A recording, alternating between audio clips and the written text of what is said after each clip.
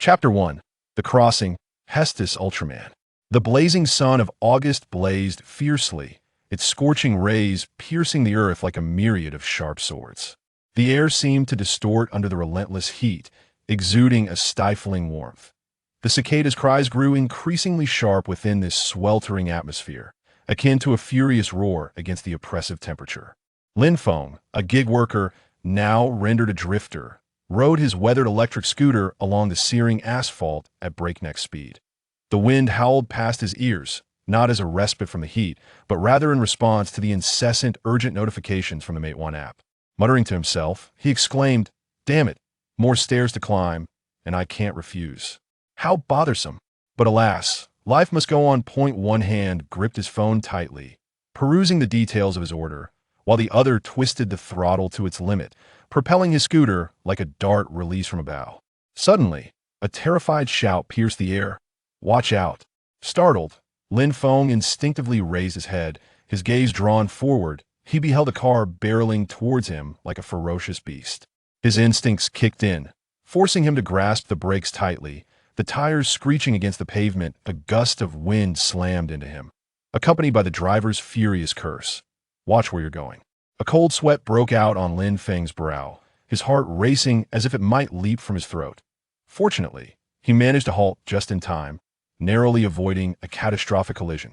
Yet, even as his heart pounded relentlessly in his chest, a mysterious halo descended quietly around him. This halo shimmered with an otherworldly radiance, the surrounding air seeming to warp under its formidable power. Strangely, it appeared that only Lin Feng could perceive this enigmatic glow. His eyes widened in astonishment as he gazed at this bewildering sight, a surge of indescribable curiosity flooding his mind. The halo seemed to possess a magical allure, drawing him closer step by step. Cautiously, Lin Feng extended his hand, his fingers trembling slightly as they slowly brushed against the halo. The moment his fingertip made contact, an overwhelming force surged forth, as if an invisible giant hand had seized him. In an instant, darkness enveloped him, his body feeling weightless as he soared through an endless void. Time appeared to stand still in that moment, yet also seemed to race by. He could not discern how long he traversed this obscurity in eternity, or merely a fleeting instant. When Lin Feng gradually opened his eyes, he found himself in a place utterly foreign to him. The sky above was a profound shade of purple, resembling a vast amethyst, radiating a mystique and enchanting glow. Strangely luminous clouds floated above, taking on various shapes, some resembling serpentine dragons, others like soaring birds, and still others akin to enigmatic castles. The ground was adorned with buildings glinting with a metallic sheen, their peculiar forms brimming with futurism, as if they were exquisite artifact from a realm yet to come. Lin Feng stood there in a daze, utterly astonished by the spectacle before him. He could not fathom how he had suddenly arrived in such a fantastical realm. As confusion and bewilderment engulfed him, a voice unexpectedly resonated in his mind. "Welcome to the C-35 Nebula, Lin Feng. You are the chosen one." In a state of terror, Lin Feng glanced around in search of the voice's source, yet found himself utterly alone. "Who are you? What is happening?" he asked, his voice trembling with trepidation. The voice echoed once more within his consciousness. "I am the guardian of the world tree, and this realm faces a grave crisis that requires your assistance." Furrowing his brow, Lin Feng was beset by doubt and concern. He found himself self-deprecatingly reflecting on his past life, where he was but an inconspicuous figure, overshadowed by countless individuals of greater strength. How could he possibly possess the ability to save a world?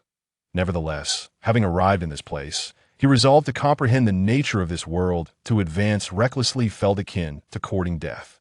Taking a deep breath, Lin Feng endeavored to steady himself. He began to scrutinize his surroundings, seeking any clues that might illuminate his predicament. He discerned an unusual energy permeating the air, a sensation both familiar and foreign. Following a path aglow with shimmering light, he proceeded forward, the buildings alongside exuding an aura of mystery, as if whispering tales of ancient lore. As he walked, Lin Feng suddenly felt an immense force drawing him closer. He followed this compelling energy until he arrived at a colossal tower. The tower loomed high into the clouds, radiating an enigmatic luminescence. After a moment's hesitation, he resolutely stepped inside. The interior was suffused with an ancient atmosphere, the walls etched with strange runes and patterns. Cautiously, he ascended the staircase, each step imbued with vigilance. Upon reaching the pinnacle of the tower, he beheld a magnificent crystal orb. Its surface flickered with peculiar light, as if it contained the very secrets of the universe. With a gentle touch, Lin Feng made contact with the orb, and in an instant, a powerful surge coursed through him. He felt as though his very being was being remade, infused with unprecedented strength. His entire form transformed into a radiant humanoid figure, expanding over 20-fold into the shape reminiscent of Ultraman, his head akin to that of Dyna Ultraman, albeit more aesthetically pleasing. His body gleamed in silver, adorned with green tree-like patterns on his abdomen, and a blue crystal orb resembling a timer graced his chest. Each arm bore a silver bracelet device.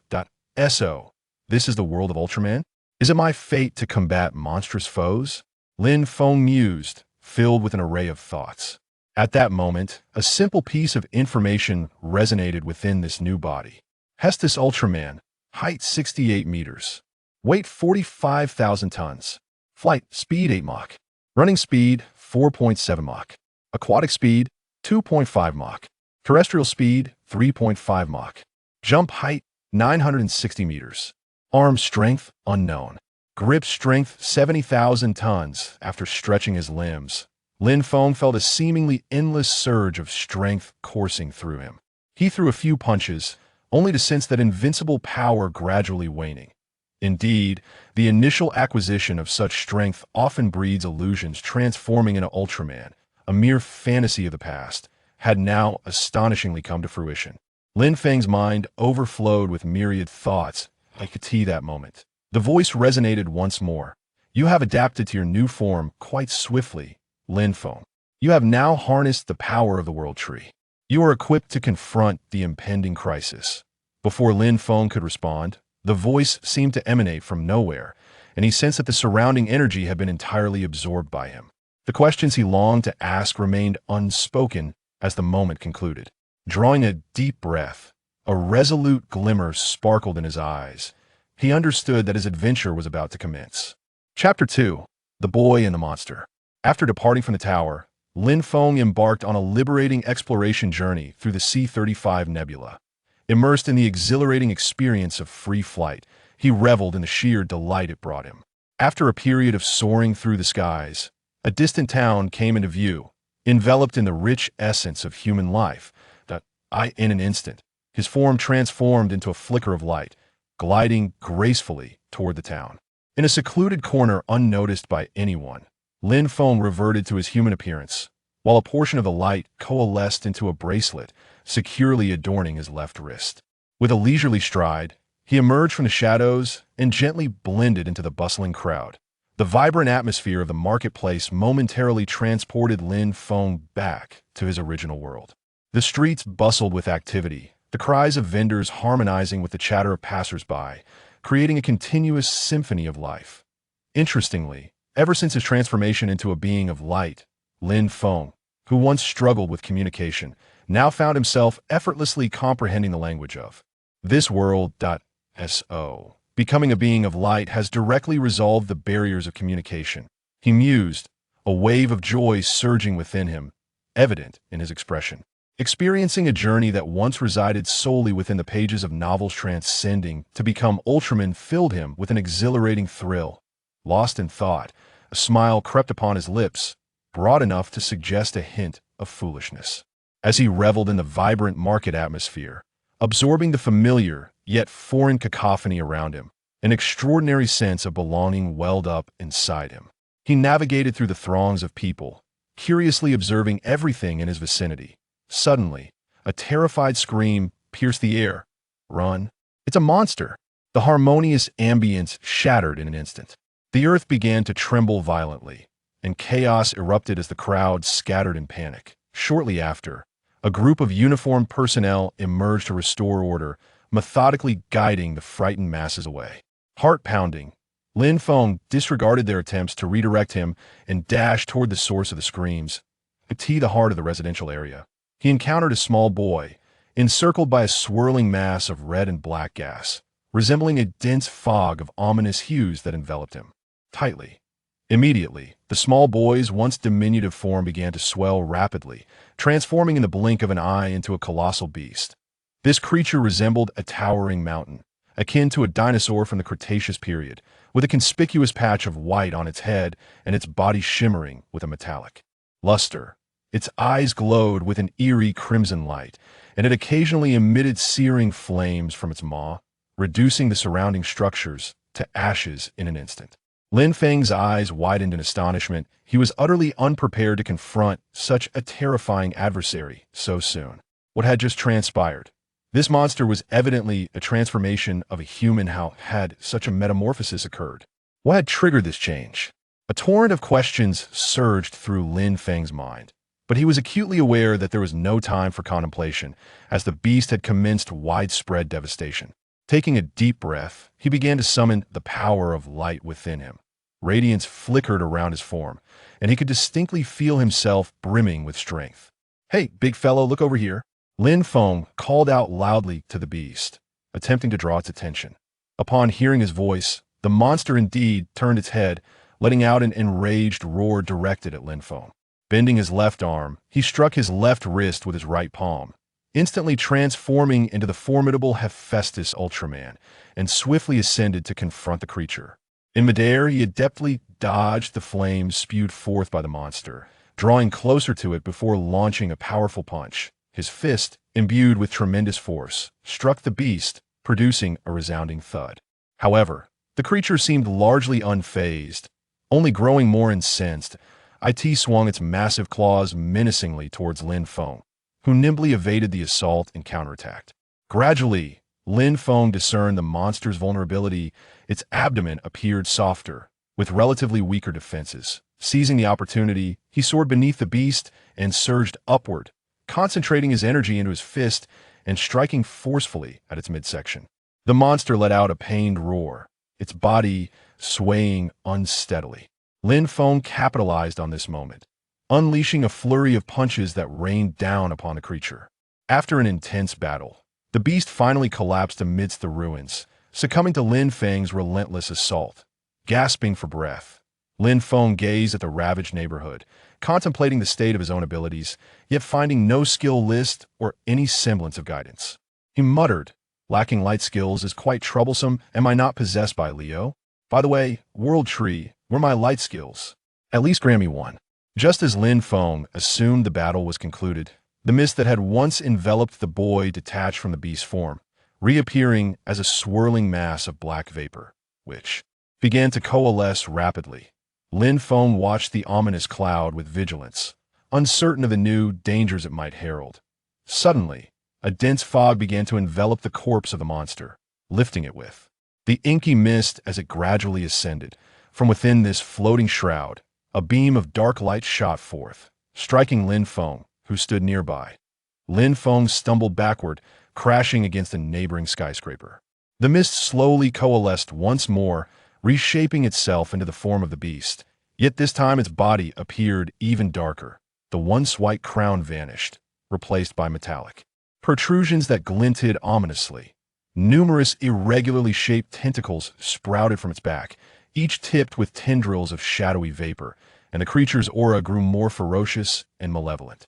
Furrowing his brow, Lin Feng realized that the situation was far more intricate than he had anticipated. He resumed his combat stance, bracing himself for the monster's renewed assault. The beast roared as it lunged at Lin Feng, spewing flames that were laced with darkness, more intense and ferocious than before. As he evaded the flames and the monster's attacks, Lin Feng contemplated his strategy. An epiphany struck him. If the fog was indeed the key, perhaps vanquishing it would be the only way to truly defeat the creature. Thus, while dodging the onslaught, he began to harness the abundant power of light within him, attempting to envelop his fist in luminous energy to disperse the darkened mist. Focusing intently, he concentrated the light energy into his palm and struck out toward the fog. The mist writhed and churned under the impact of his radiant assault, though it did not dissipate immediately. Lin Feng persisted, amplifying the output of his light energy. At that moment, a small boy who had been lying on the ground, inexplicably stood amidst the ruins, clutching a fiery red emblem. One side of the emblem bore a flame motif, while the other showcased the hexagram of the trigrams. Without hesitation, he hurled the emblem toward Hestos, where it transformed into a luminous arc midair, merging seamlessly into the timer of the Ultraman Hestos. Chapter 3. The flame form of Hestos, a badge emblazoned with a flame symbol and a hexagram, was hurled towards Hestos Ultraman.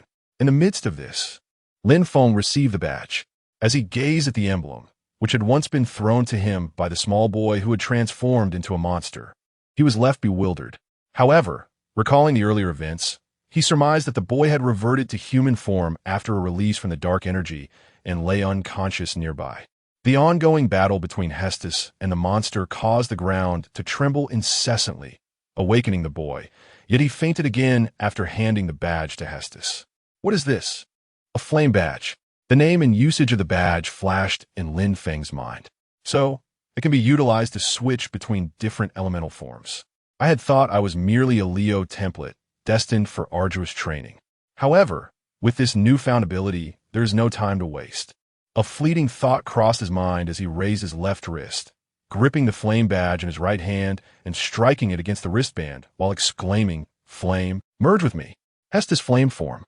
Upon transforming, Hestos enveloped his fists in flames and delivered a powerful blow to the monster, sending it staggering back several hundred meters. This was no longer a mere physical attack.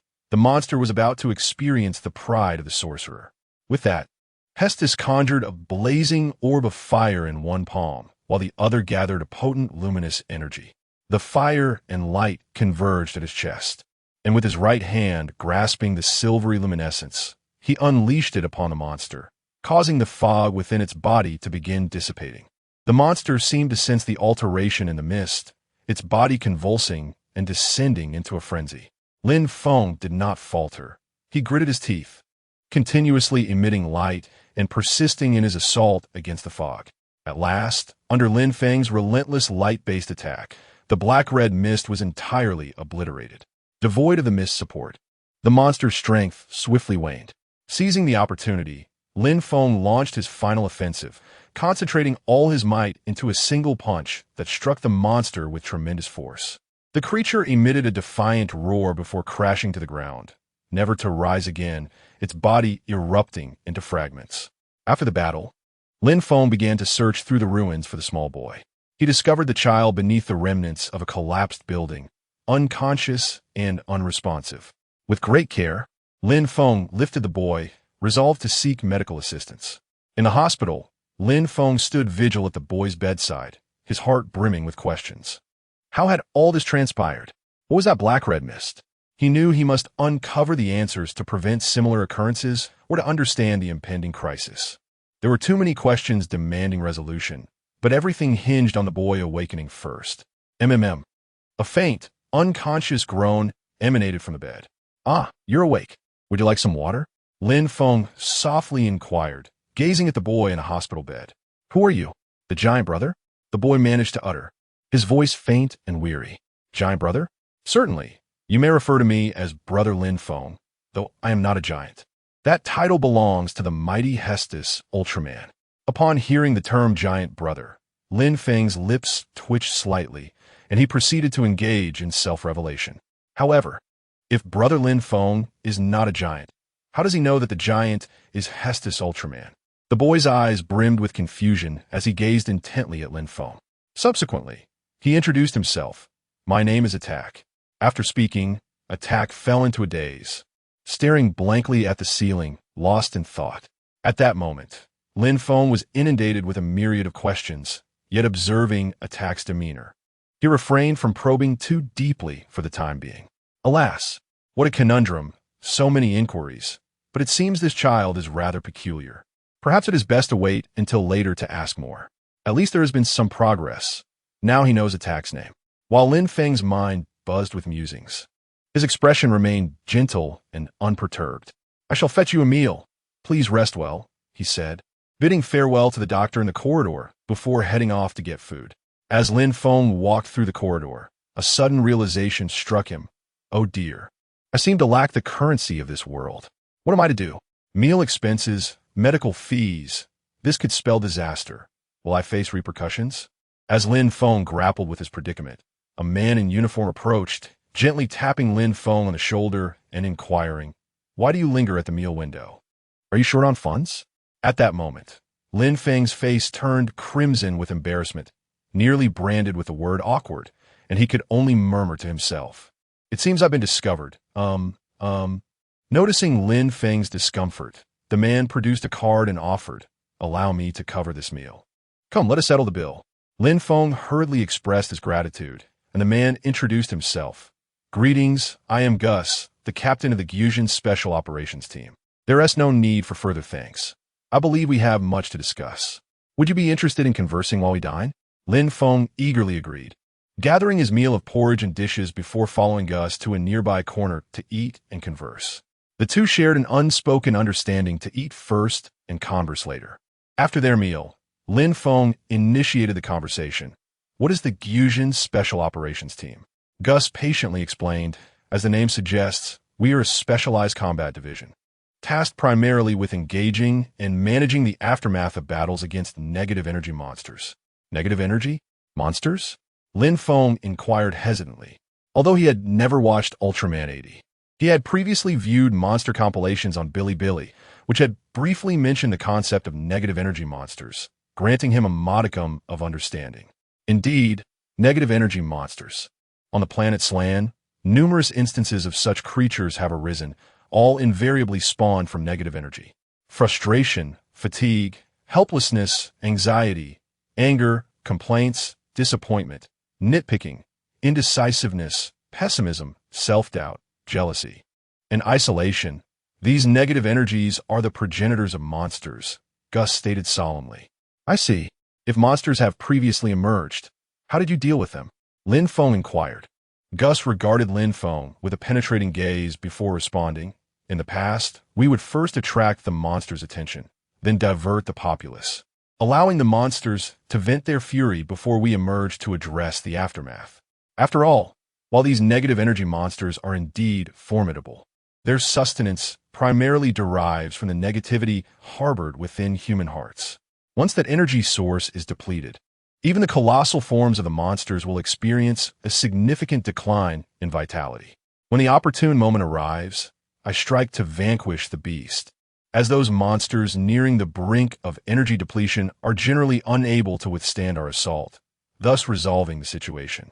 Upon hearing this, Lin Feng fell into a pensive silence.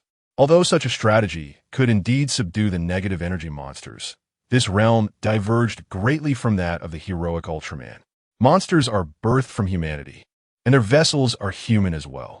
Those who have lost their homes inevitably harbor a plethora of negative emotions, perpetuating a vicious cycle that offers no sustainable solution.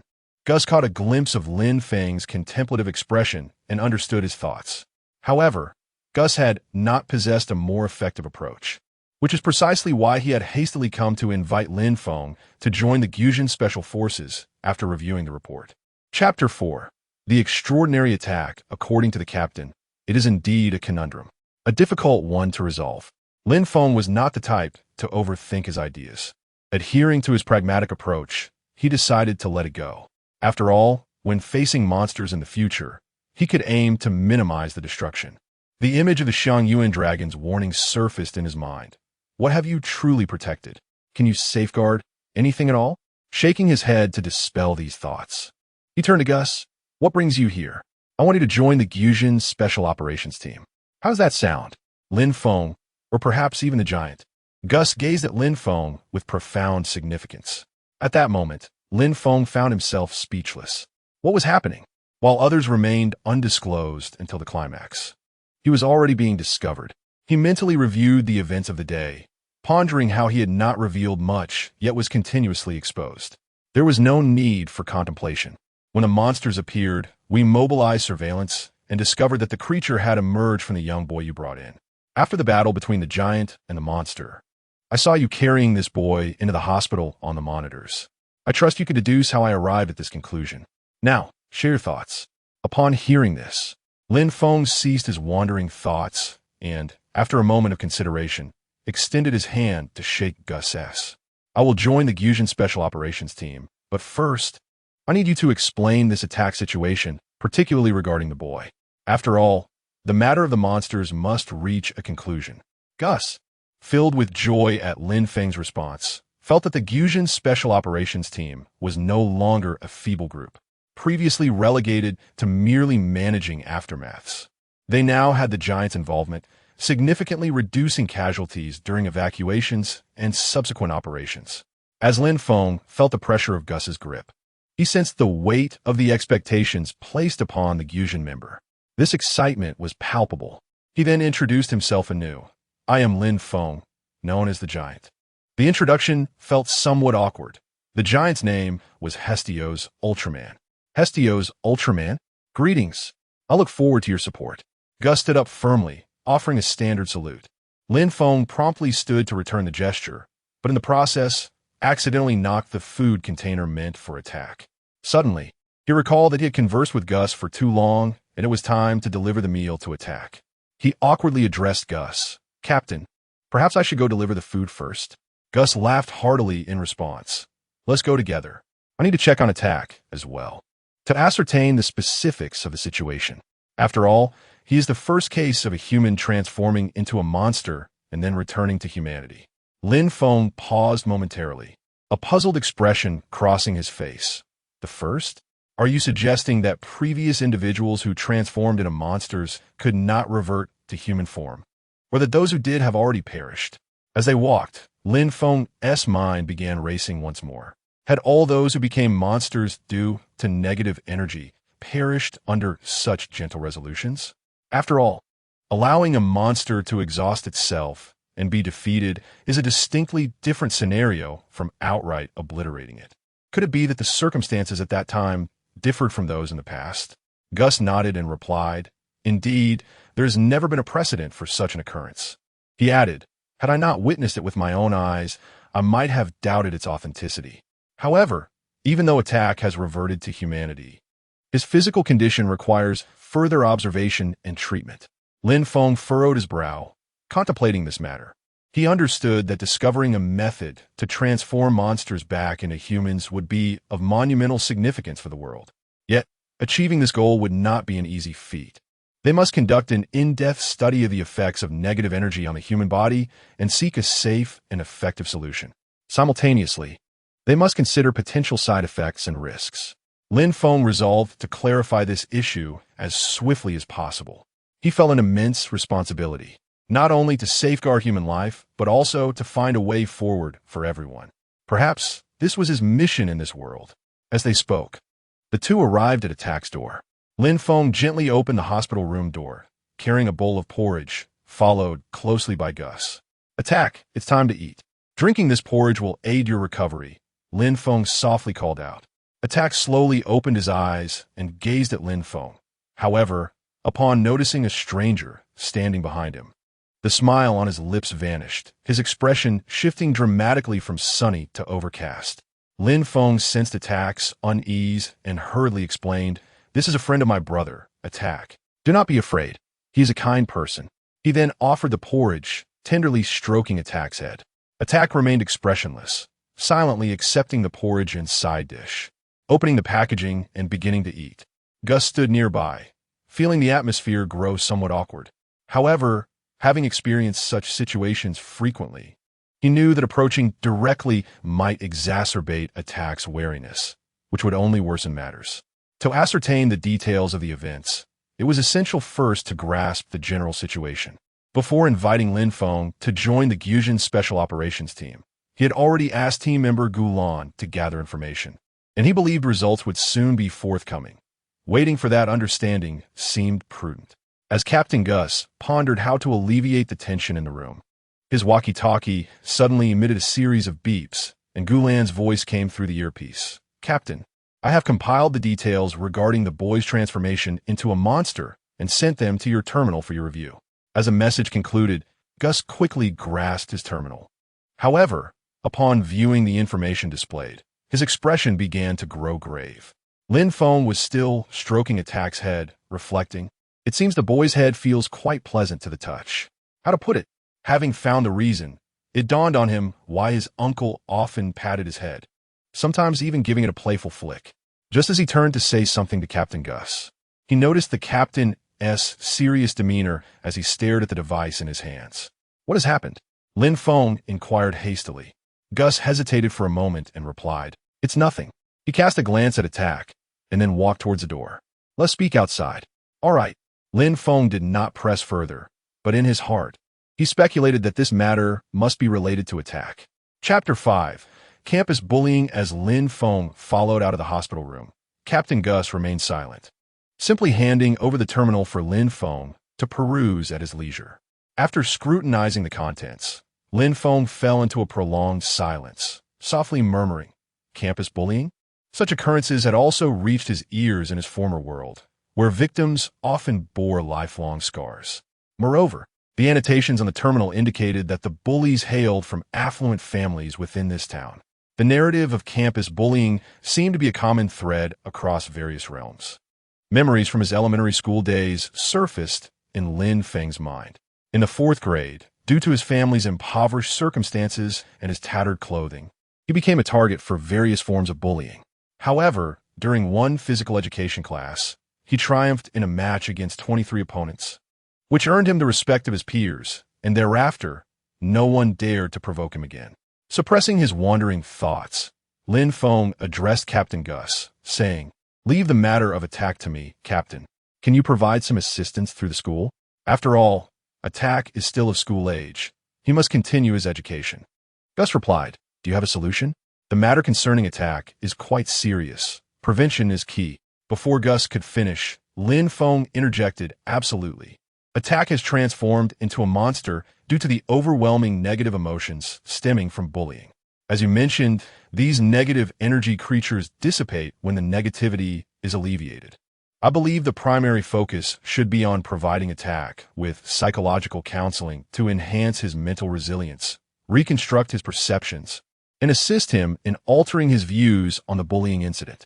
For instance, we should help him recognize that the bullying is a reflection of the bully's issues rather than a personal failing. It is essential to convey to him, their bullying is not my fault. It is their wrongdoing, thereby diminishing his self-doubt and self-denial. I will also provide him with positive self-affirmations, reinforcing his confidence and psychological endurance through repetition. He must clearly and resolutely communicate his stance to those who bully him, making it known that he will not easily succumb. If these measures prove insufficient, I would not hesitate to confront those who torment him, directly informing them that someone is protecting Attack, thereby alleviating his psychological burden and preventing his transformation into a monster. However, we will need you to communicate with the school to enhance educational guidance and intervene promptly. Once the school receives a report of bullying, an immediate investigation should be initiated, and appropriate education and punishment should be administered to the bullies based on the severity of the incidents. Furthermore, teachers must not disregard occurrences of bullying. They should actively contribute to the psychological support of the victims. Otherwise, without proactive measures, even if Attack recovers this time, there will inevitably be another victim in the future. Gus nodded. Very well, it must be done this way. Such matters often involve patching the barn after the sheep have fled. Yet it is not too late to take action now. After all, we cannot abandon any life. I will communicate with the school. However, the care of Attack will rest with you. Having perused the information, it is revealed that Attack's parents passed away several years ago.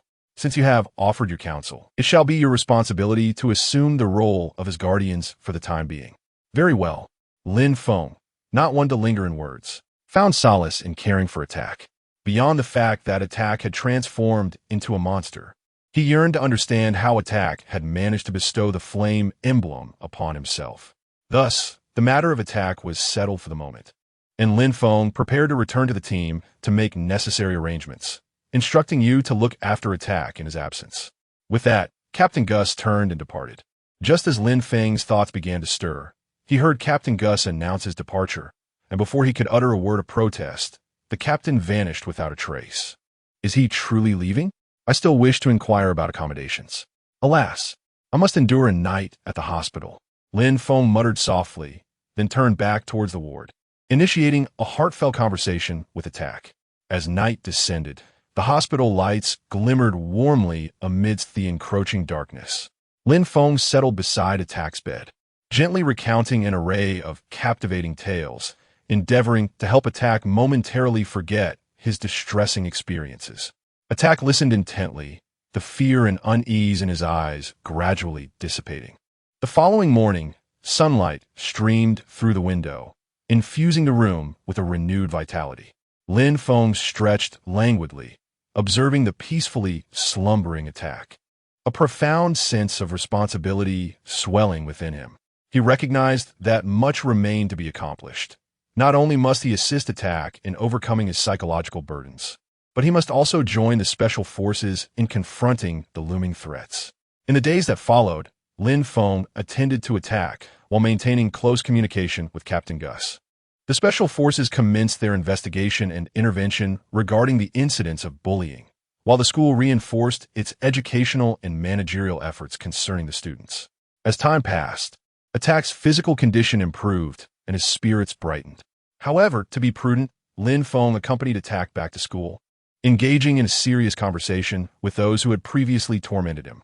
Under Lin Feng's authoritative presence, the students bowed their heads in acknowledgement of their wrongdoings, pledging to cease their harassment of Attack. With the bullying incident now concluded, Lin Feng arranged for Attack to reside at the school for his studies. In light of the emergence of negative energy monsters, the Federation established shelters in each town, providing Lin Feng with a temporary sanctuary, sparing him from the perils of homelessness. Moreover, this shelter was conveniently located near Delin City Primary School, greatly facilitating Attack's education. With this assurance, Lin Feng felt a sense of relief, preparing to embark towards the Gyujin Special Forces headquarters. During the days spent caring for Attack, Lin Feng gradually gleaned insights into the nature of this world. The planet they inhabited was named Slan, situated at the fringes of the C-35 Nebula, with the Gyujin Special Forces headquarters located in another city-state at the heart of Slan. Known as a slant, Lin Feng waved farewell to Attack as he entered the city-state's airport. On board the vessel bound for a slant, he gazed out at the vast, boundless cosmos, a torrent of emotions surging within him. The spacecraft traversed through layers of celestial nebulae, ultimately arriving at a slant situated at the heart of the planet Slan.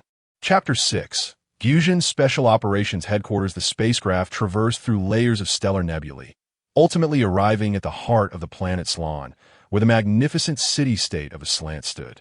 The Gyujin Special Operations Headquarters loomed within this fantastical realm, resembling a formidable bastion of steel, elevated amidst the clouds of technology. Its towering walls glimmered with an enigmatic metallic sheen, serving as an indomitable barrier that shielded the tumult and perils of the outside world.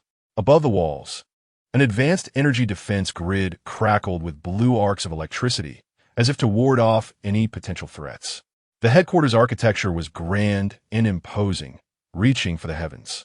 Its exterior embraced a distinctly futuristic design, with geometric shapes intricately interwoven, harmonizing with fluid lines. The silvery gray Ade shimmered under the sun, as though imbued with the rhythm of life. Vast transparent floor-to-ceiling windows, reminiscent of crystal, were embedded within the walls, refracting a kaleidoscope of colors, evoking both the starkness of technology and the vitality of art. Upon entering the headquarters, Lin Feng was immediately greeted by the spacious and luminous atrium. The floor, laid with a mirror-like material, subtly flickered with guiding lights. Suspended from the ceiling were colossal, three-dimensional projection devices, continuously displaying vital information and task updates. Surrounding the atrium were high-tech security facilities and intelligent recognition systems, allowing access only to authorized personnel. At that moment, the mechanical door slowly opened, and a guide stepped forward. "Sir, please present your identification." Lin Feng offered no words, simply handing over the credentials provided by Captain Gus a few days prior. "Lin Feng, your identification has been verified. Please follow me," the guide indicated, and Lin Feng promptly followed suit. As he traversed the corridor, he observed the comings and goings of his fellow operatives. Clad in uniform attire, they exuded confidence, their eyes reflecting determination and resolve. The walls flanking the corridor were adorned with the illustrious achievements and heroic tales of the Special Operations Team, inspiring each member to forge ahead with unwavering courage. In the command center, imbued with a sense of technological prowess, vast electronic screens showcased intricate data and real-time maps. Personnel were engrossed in operating various instruments, processing information from all directions with calm efficiency, as if this space served as the very brain of the Special Operations Unit, orchestrating the pulse of each mission. Guided by the personnel, Lin Feng inhaled deeply, taking resolute strides through the Gyujin Special Operations Headquarters. The guide led him to the door of Captain Gus's office and gently knocked. "Please enter," came a steady and authoritative voice from within. Lin Feng opened the door to find Captain Gus seated behind his desk, his gaze piercing and intense. "Lin Feng, welcome to the Gyujin Special Operations Team." Captain Gus's voice resonated with depth and command. Lin Feng stood tall, executing a precise military salute in response, saying, "Captain." Captain Gus offered a slight nod, his expression softening from its previous severity, and remarked, "Currently, all Gyujin Special Forces members are engaged in training. Although you are unique, the analysis from our last battle revealed that your combat skills lack structure. You must undergo rigorous training." Lin Feng did not contest this. After all, in his former world, he was merely a delivery man, and aside from climbing stairs, he had never experienced any formal training. Engaging in training could only serve him well, ensuring he would not falter in future combat scenarios. "Allow me to show you around. Let's first head to the training grounds. It is a perfect opportunity for you to meet us, as we shall all be comrades and allies moving forward." Captain Gus approached Lin Feng, giving his shoulder a reassuring pat before leading the way toward the training area.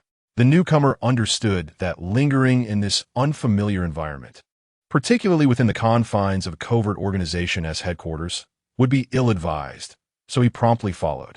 The training area was abuzz with energy. Various advanced training equipment was meticulously arranged, some glowing with high-tech luminescence, while others emitted deep, resonant sounds of operation.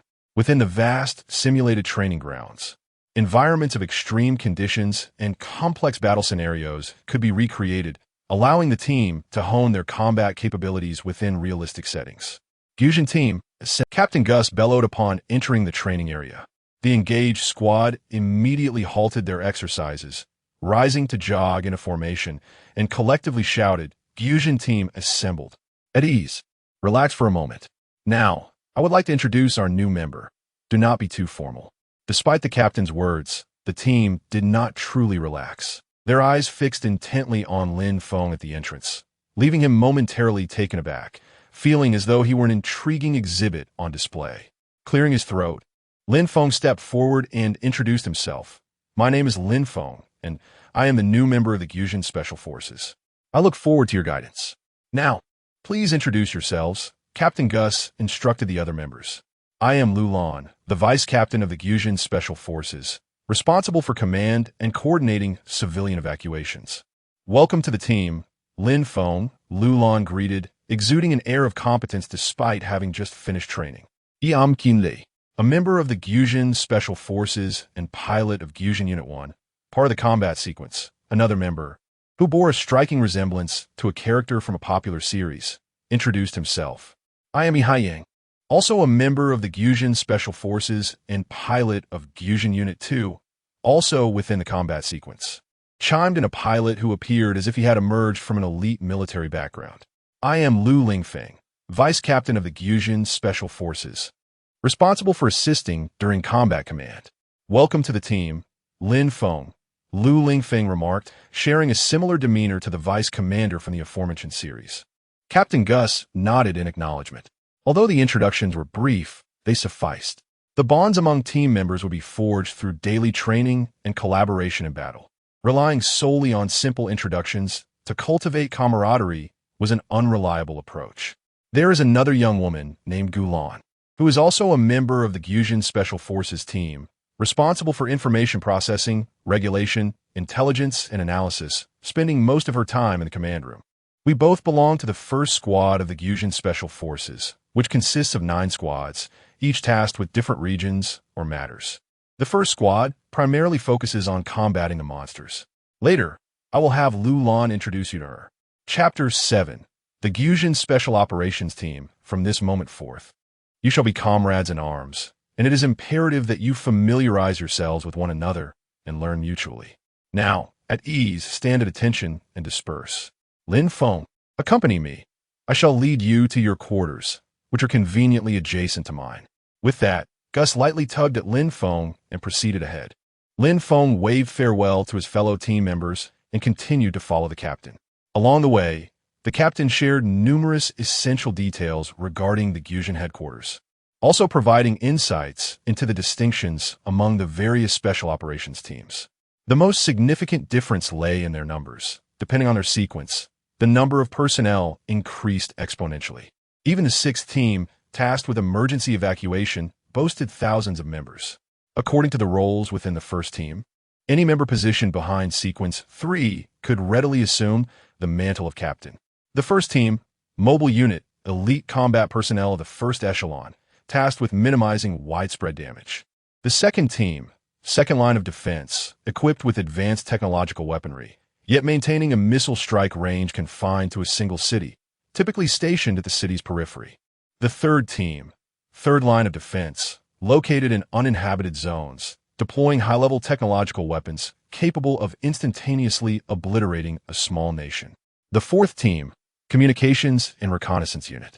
The fifth team, Gyujin Headquarters Security Force. The sixth team, emergency evacuation unit.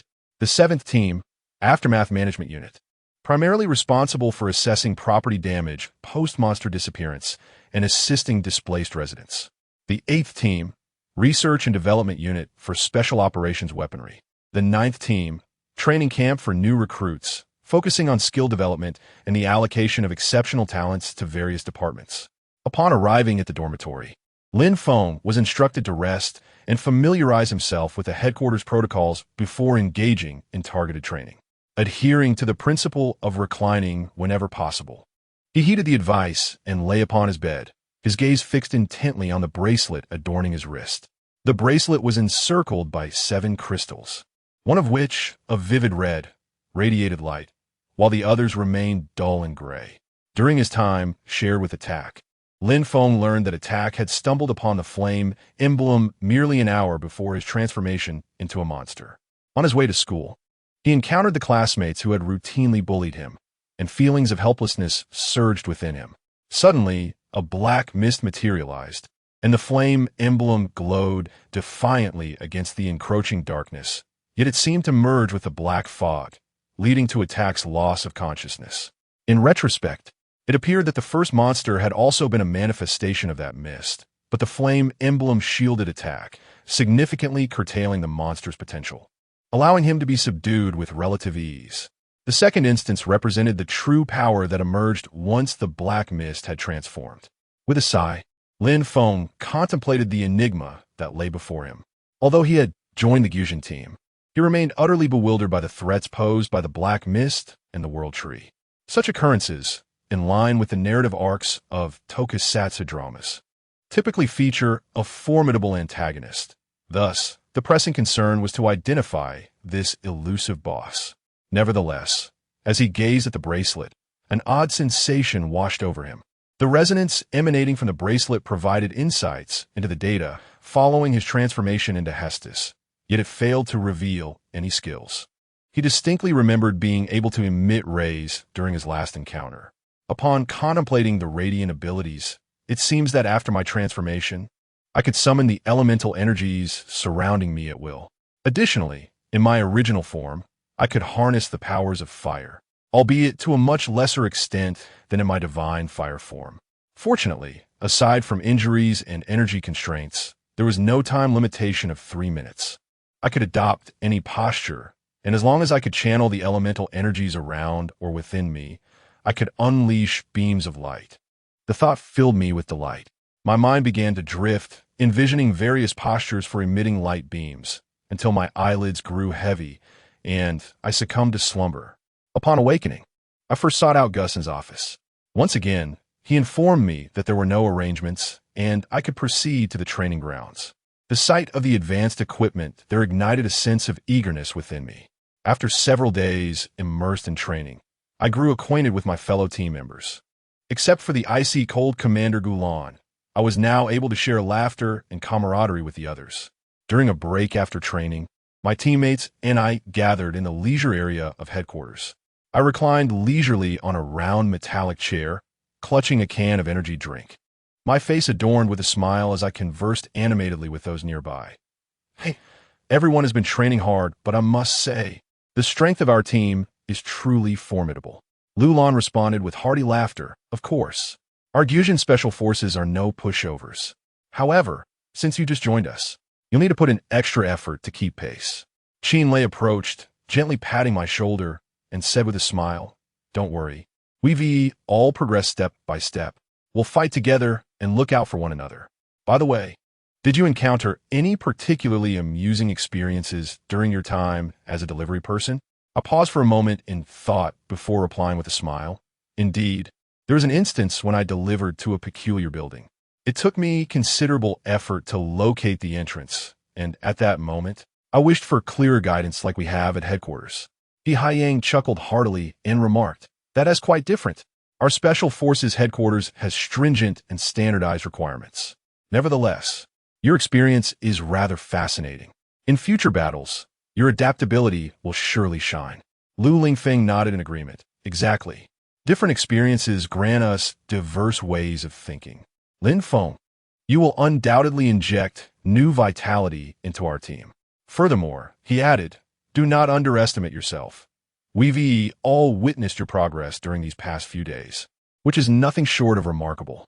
Yesterday, when I entered your physical assessment data for Gulan, she exclaimed that you are quite extraordinary. Lulan disait me politely. Feeling a bit bashful, I scratched my head. With everyone placing such trust in me, I will strive to improve myself and ensure I do not hold anyone back. Lu Lingfeng encouraged, hold back. We've all seen your progress.